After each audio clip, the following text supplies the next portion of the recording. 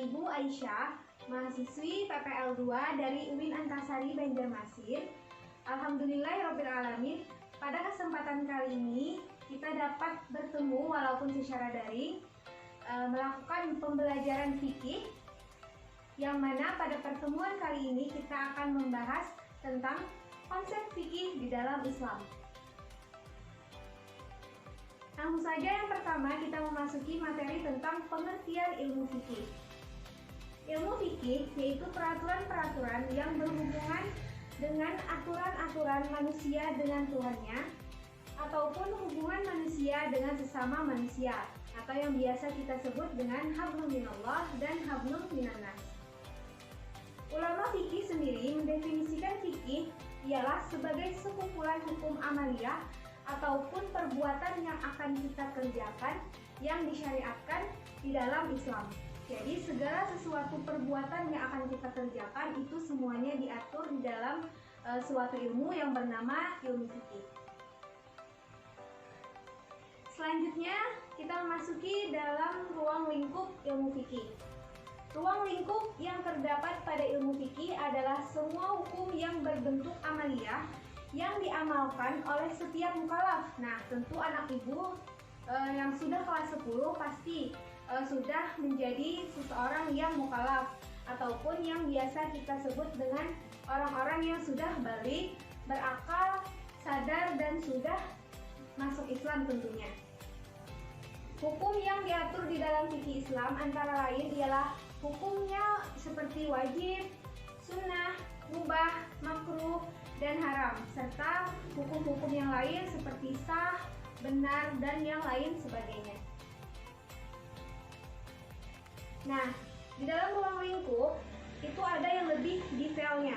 Dalam ruang lingkup ilmu fikih itu yang pertama ialah hukum yang berkaitan dengan hubungan manusia dengan Khaliknya atau Allah Subhanahu wa Ta'ala, yakni hukum-hukum yang berkaitan dengan hukum ibadah. Yang kedua ialah hukum yang berkaitan dengan hubungan manusia dengan sesamanya atau hablum minannas, yakni hukum-hukum yang berkaitan tentang muamalat. Contohnya seperti hukum yang mengatur tentang hukum-hukum keluarga atau akhwal asyakhsiyah. Yang kedua, hukum-hukum perdata. Yang ketiga, hukum-hukum perekonomian dan keuangan. Nah, jadi di dalam Islam itu mengatur bermacam-macam hukum seperti yang sudah Ibu sebutkan tadi. Selanjutnya kita akan membahas tentang pengertian syariah. Secara terminologis, syariah berarti sumber air yang digunakan untuk minum. Namun, dalam perkembangannya kata ini lebih sering digunakan untuk jalan yang lurus, yakni agama yang benar atau agama yang diturunkan oleh Allah Subhanahu wa Ta'ala untuk umat manusia. Secara umum, keberadaan syariah Islam ialah untuk mengatur kehidupan manusia sebagai makhluk individual yang taat, tunduk, dan patuh kepada Allah Subhanahu wa Ta'ala. Ketaatan dan ketundukan tersebut diwujudkan dalam bentuk ibadah yang telah diatur dalam syariat Islam. Nah, secara garis besar perbedaan fikih dan syariah itu terdapat 4 perbedaan. Yang pertama, syariah bersumber dari Al-Quran, hadis, serta kesimpulan-kesimpulan yang diambil dari keduanya. Jadi syariah itu bersumber langsung dari Al-Quran ataupun hadis, serta kesimpulan-kesimpulan yang diambil dari keduanya. Contoh misal dalam Al-Quran itu sudah ada ayat tentang mendirikan sholat, menjalankan puasa, menunaikan haji. Nah, itu termasuk dari syariah karena itu mutlak di dalam Al-Quran. Yang kedua, hukumnya bersifat qat'i ataupun pasti. Tentunya segala sesuatu yang terdapat di dalam Al-Quran itu adalah pasti. Yang ketiga ialah hukum syariahnya hanya satu ataupun universal, tetapi harus ditaati oleh semua umat Islam. Seperti yang saya sebutkan sebelumnya tadi, tentang misalkan mendirikan sholat, puasa, haji itu berlaku untuk semua umat Islam. Yang keempat, tidak ada campur tangan manusia ataupun ulama dalam menetapkan hukum. Jadi syariah ini tidak ada campur tangan dari para ulama karena sudah mutlak ada di dalam Al-Quran. Selanjutnya, fikih itu bersumber dari para ulama dan ahli fikih, tetapi tetap merujuk pada Al-Quran dan hadis. Nah, lain halnya dengan fikih itu tetap merujuk pada Al-Quran dan hadis, tetapi itu para ulama mengijtihadkan suatu hukum melalui fikih tadi. Kedua, hukumnya bersifat dhanni ataupun dugaan. Karena ditetapkan oleh para ulama, maka hukumnya itu masih bersifat dugaan. Yang ketiga, berbagai ragam cara pelaksanaannya. Nah, walaupun para ulama menetapkan secara dhanni ataupun dugaan, tetapi para ulama ini menetapkannya juga bersumber dengan ataupun dari Al-Quran ataupun hadis. Jadi berbagai ragam cara pelaksanaannya, salah satunya ialah dengan metode ijtihad. Yang keempat, adanya campur tangan ijtihad para ulama dalam penetapan pelaksanaan hukum. Selanjutnya, kita akan memasuki pengertian ibadah. Di dalam Al-Quran, kata ibadah berarti patuh, tunduk, mengikut, menurut, dan doa. Dalam pengertian yang sangat luas, ibadah adalah segala sesuatu yang dicintai dan diridhoi oleh Allah Subhanahu wa Ta'ala. Jadi segala perbuatan ataupun tingkah laku yang diridhoi oleh Allah Subhanahu wa Ta'ala, maka itu dapat dikatakan sebagai ibadah, baik berupa perkataan maupun perbuatan. Adapun menurut ulama fikih, ibadah adalah semua bentuk pekerjaan yang bertujuan memperoleh ridho Allah dan mendambakan pahala darinya di akhirat nanti. Jadi menurut ulama fikih itu ibadah adalah semua bentuk pekerjaan yang kita lakukan, yang mana ketika kita melakukan pekerjaan tersebut kita mengharapkan ridho dari Allah Subhanahu wa Ta'ala, dan tentunya kita mendambakan dan mengharapkan pahala darinya. Selanjutnya kita akan membahas tentang dasar tentang ibadah dalam Islam. Nah, jadi di dalam Islam itu memuat tentang dalil-dalil tentang kita beribadah. Yang pertama itu dalam surah Az-Zariyat ayat 56. A'udzu billahi minasyaitonir rajim. Bismillahirrahmanirrahim. Wa ma khalaqtul jinna wal insa illa liya'budun.